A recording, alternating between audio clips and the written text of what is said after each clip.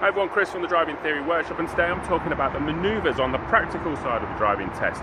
Now, there are 4 manoeuvres. There is reversing into a parking space, there is pulling in forwards into a parking space and reversing out, pulling up on the right hand side of the road, reversing back 2 car lengths and then driving off and rejoining your side of the road, and also the parallel park manoeuvre.